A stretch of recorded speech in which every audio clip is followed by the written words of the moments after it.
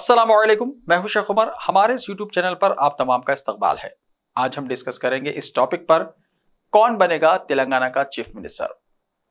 चूंकि कल 30 नवंबर 2023 को तेलंगाना में इलेक्शन खत्म हो चुका और अब आवाम में एक सवाल है कि तेलंगाना में अगला चीफ मिनिस्टर कौन होगा। तो आइए इस टॉपिक पर हम कुछ डिस्कस करेंगे। तो बढ़ते हैं टॉपिक की जानिब। कौन बनेगा तेलंगाना का चीफ मिनिस्टर। तेलंगाना में कल पोलिंग खत्म हो चुकी। रियासत के करोड़ों राय दहिंदे कल अपने हक राय दही का इस्तेमाल कर चुके हैं। अब आइंदा 5 साल के लिए रियासत में नई हुकूमत का इंतखाब अमल में लाया जा चुका है। 5 रियासतों में इंतखाबात होने थे। तेलंगाना सबसे आखिरी रियासत है जहां वोट डाले गए। नतायज का 3 दिसंबर को ऐलान होगा। असेंबली इंतखाबात के लिए रियासत में डायरेक्ट बीआरएस और कांग्रेस में टकराव है। बीजेपी इंतखाबी मंजर से अमलन गायब और लापता दिखाई देती है। बीजेपी के कैडर में किसी तरह का जोश व खरोश दिखाई नहीं दिया और ना ही कायदीन में इख्तिदार हासिल करने का जज्बा दिखाई दिया। ऐसा लगता है कि बीजेपी ने असेंबली इलेक्शन में शिद्दत से काम करने के बजाय आइंदा पार्लिमानी इंतखाबात की तैयारी की है।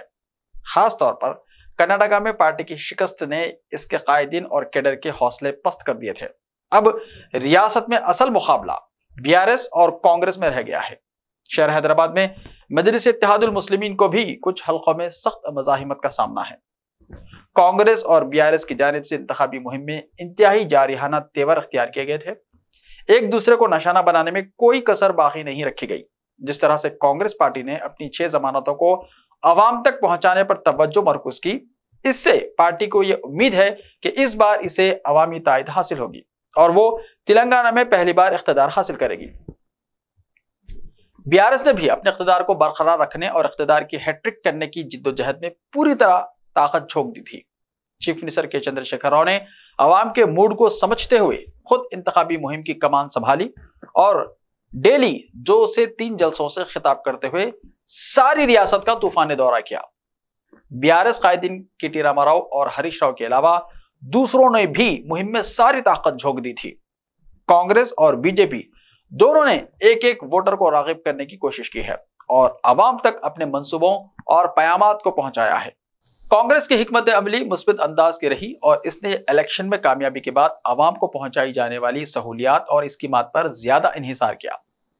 इसके मरकजी कायदीन पार्टी सदर मल्लिकार्जुन खड़गे के अलावा राहुल गांधी, प्रियंका गांधी, मुख्तलिफ रियासतों के चीफ मिनिस्टर्स, CLP कायदीन, अरकान पार्लियामेंट और अरकान असेंबली ने भी रियासत में मुहिम चलाई और इन तमाम ने कांग्रेस की जमानतों का तस्करा ही ज्यादा किया। अवाम से इसके अलावा भी कई वायदे किए और इन्हें तयक़ुन दिया कि कांग्रेस पार्टी इख्तिदार हासिल करने के बाद अपनी तमाम जमानतों की तकमील करेगी। इसी तरह बीआरएस ने भी अपने 10 साल इख्तिदार में अवाम के लिए शुरू की गई मुख्तलिफ फलाही स्कीमात के तस्करे को ज्यादा अहमियत के साथ पेश किया। आइंदा 5 साल के लिए भी कई स्कीमात और प्रोग्राम्स का ऐलान किया गया। समाज के जिन तबकात को पहली 2 मियादों में ज्यादा कुछ सहूलियत फराहम नहीं की जा सकी, इन्हें आइंदा 5 साल में तवज्जो के साथ काम करने का तयक़ुद भी दिया।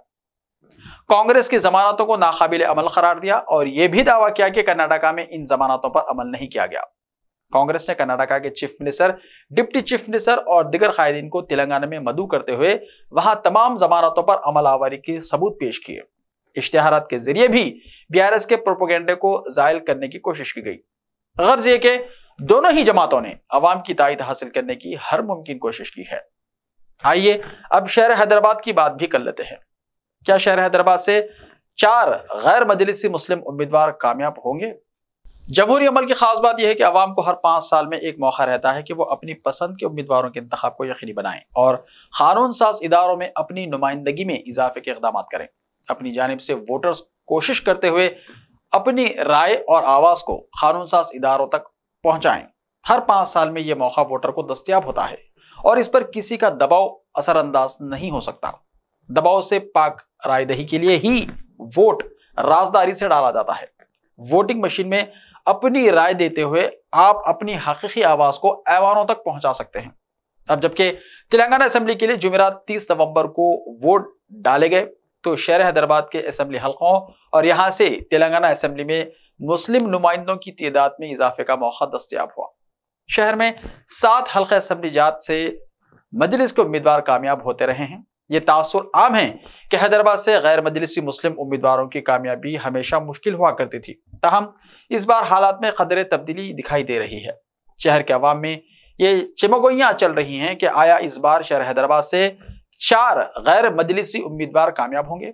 शहर के 4 हल्काजात असेंबली जुबली हिल्स, नामपल्ली, याकुतपुरा और मलकपेट से मजलिस के उम्मीदवारों का मुकाबला गैर मजलिसी लेकिन मुसलमान उम्मीदवारों से है।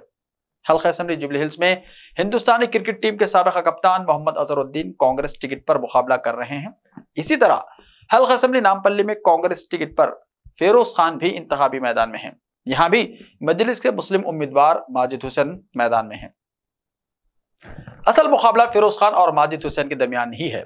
इसी तरह एक और मुस्लिम उम्मीदवार हल्के मलकपेट में कांग्रेस टिकट पर मैदान में है। शेख अकबर को कांग्रेस ने मैदान में उतारा है और वहां उनका मुकाबला मजलिस के अहमद बलाला से है। कांग्रेस के 3 मुस्लिम उम्मीदवारों के अलावा हल्का असेंबली याकुतपुरा में भी दिलचस्प मुकाबला है। मजलिस बचाओ तहरीक के तर्जुमान अमजदुल्ला खान खालिद पहली मरतबा असेंबली इंतखाब के लिए मैदान में आए हैं। ऐसे में यह सवाल हर वोटर के जहन में पैदा होने लगा है कि आया शहर हैदराबाद में पहली मरतबा 4 गैर मजलिसी मुस्लिम उम्मीदवार तो कामयाब नहीं होंगे। अगर ऐसा होता है तो शहर से ऐवान में मुस्लिम नुमाइंदगी में हल्का जुबली हिल्स से अजहरुद्दीन की कामयाबी के जरिए इजाफा भी हो सकता है। ऐसे में तेलंगाना में बीआरएस और हैदराबाद में एआईएमआईएम जो इख्तियार संभाल चुकी पार्टियां हैं, इनके लिए कांग्रेस और एमबीटी से सख्त मुकाबला हुआ।